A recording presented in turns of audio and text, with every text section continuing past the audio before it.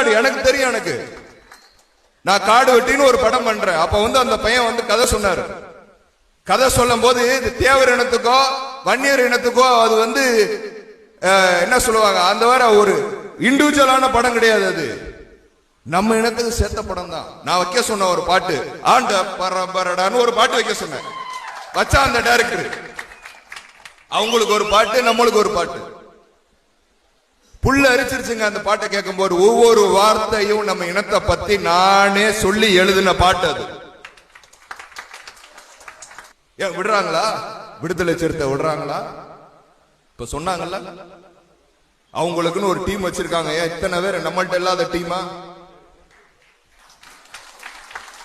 நம்மகிட்ட இல்லாத பசங்களா? அந்த பார் கவுன்சில் எல்லா பசங்களும் நம்மள லா காலேஜ் பசங்க எல்லாம் சட்டத்தை கரைச்சு குடிச்சிட்டு சிங்க குட்டிங்க எத்தனை இருக்கியா பிச்சு எடுத்துருவானுங்க.